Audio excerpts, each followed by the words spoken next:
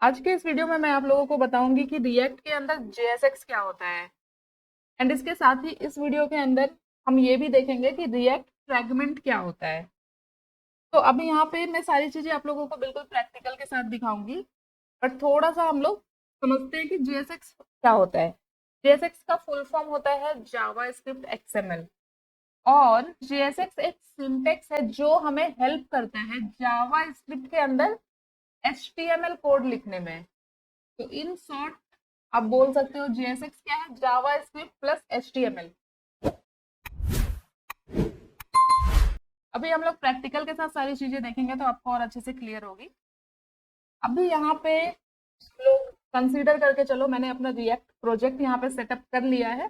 देख सकते हो लर्न JSX, ये मेरे रिएक्ट ऐप का नाम है। इसके अंदर सारे फाइल फोल्डर स्ट्रक्चर क्रिएट हो चुके हैं क्योंकि मैंने सब चीज पहले से करके रखा है। क्योंकि अगर सारे वीडियोस में मैं आपको बिल्कुल स्टार्ट से दिखाऊंगी तो वीडियोस काफी लंबे हो जाएंगे। बहुत सारे कमांड्स हमें चलाने पड़ते हैं अपना रिएक्ट प्रोजेक्ट क्रिएट करने के लिए।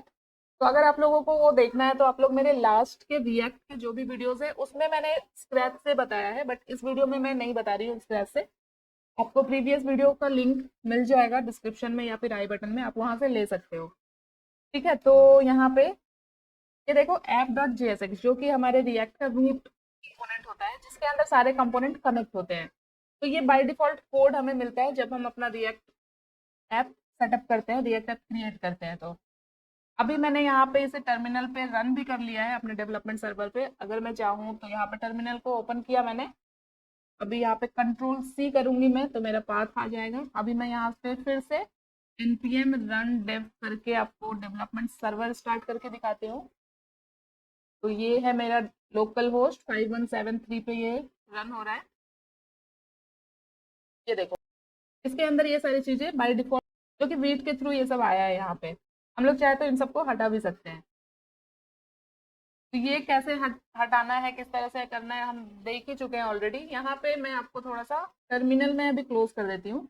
ये देखो, ये जो फंक्शन है, जो कंपोनेंट है ऐप कंपोनेंट, ये क्या रिटर्न कर रहा है इसके अंदर। ये जो कोड है ये आप देख सकते हो। यहाँ पे आपको HTML एलिमेंट्स दिखेंगे। ये देखो डिव है, एंकर टैग है, इमेज टैग है, H1 है, बटन है।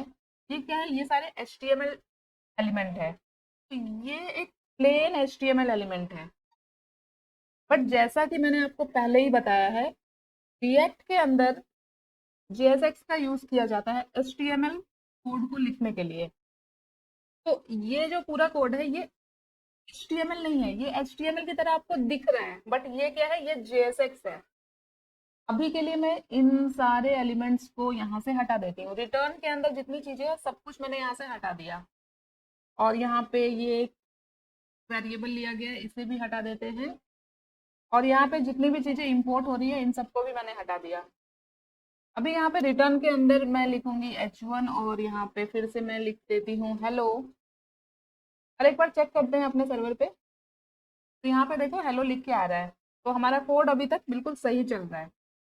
अब हम देखते हैं कि JSX HTML से डिफरेंट कैसे है। आप लोगों को याद होगा HTML के अंदर हम लोग क्लास ऐड करते थे।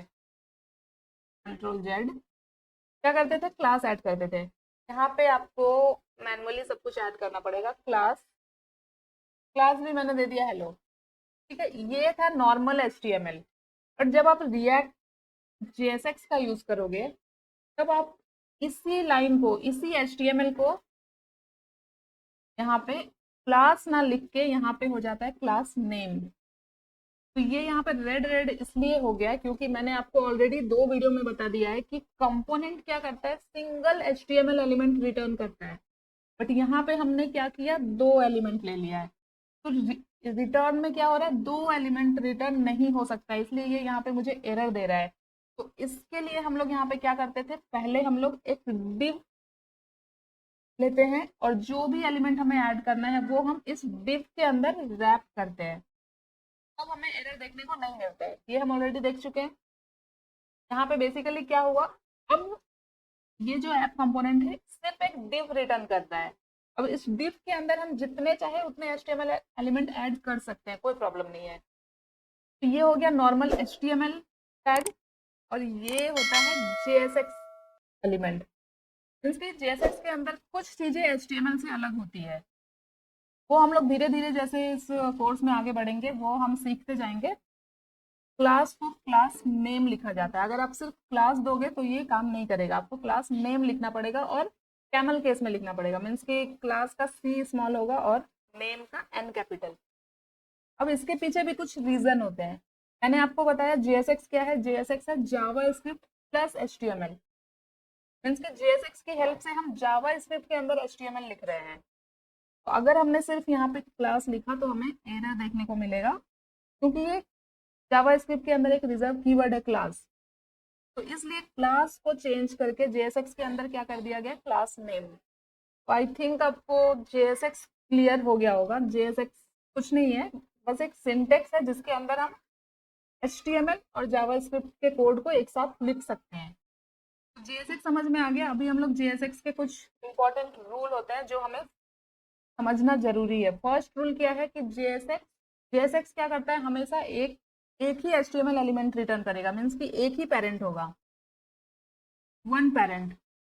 मल्टीपल एलिमेंट रिटर्न नहीं कर सकता है JSX, ये सिर्फ और सिर्फ एक ही HTML एलिमेंट रिटर्न कर सकता है।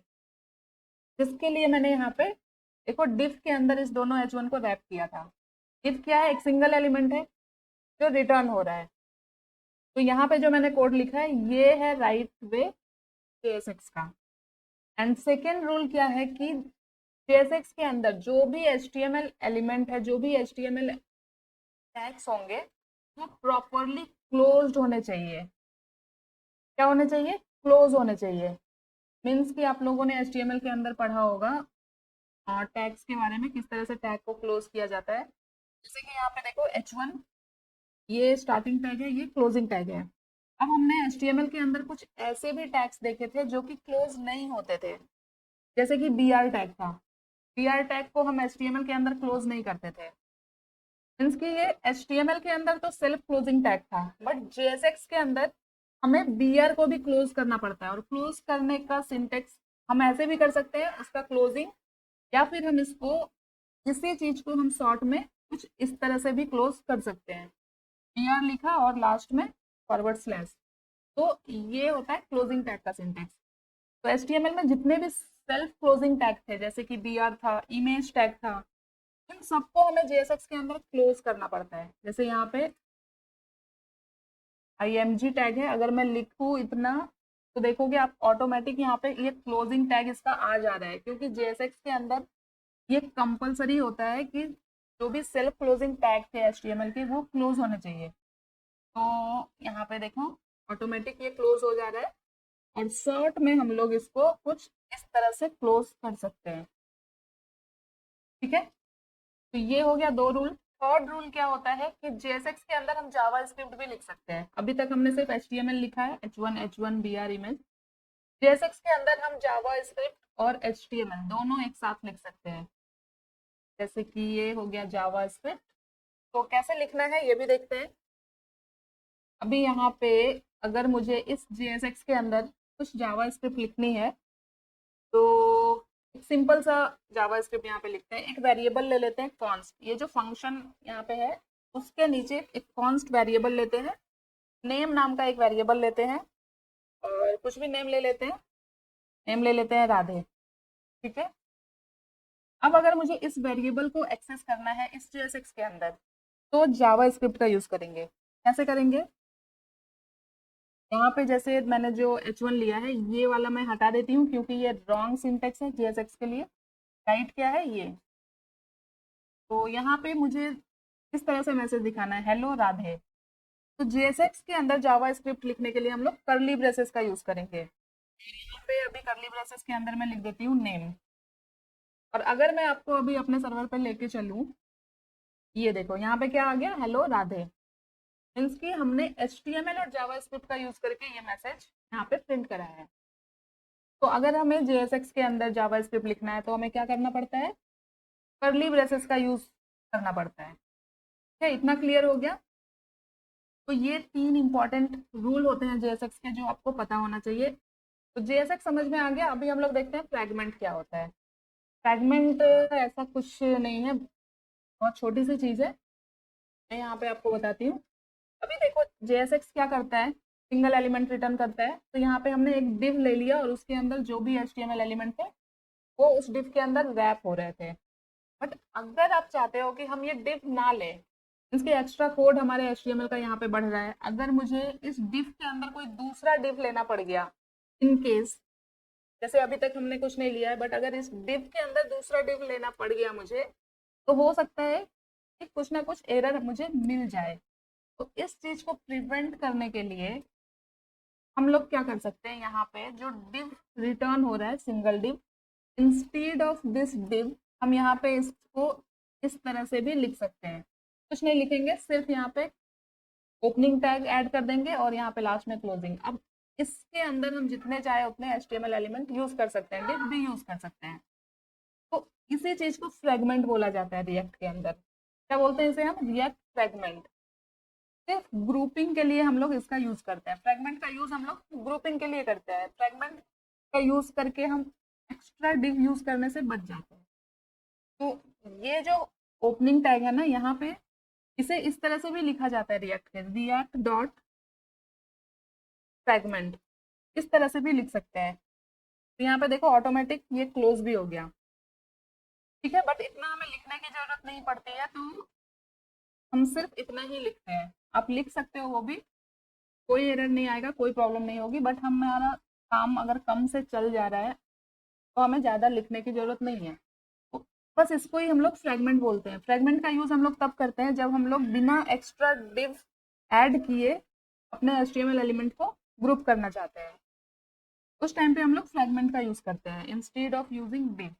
तो ये एक बेटर प्रैक्टिस है, ये आप लोग हमेशा याद रखना। यहाँ पे डिव का यूज़ मत करना, फ्रेगमेंट का ही यूज़ करना, क्योंकि आगे चल के हो सकता है हमारे HTML कोड में कोई ना कोई डिव हो, तो हम नहीं चाहते हैं कि हमें कुछ एरर मिले।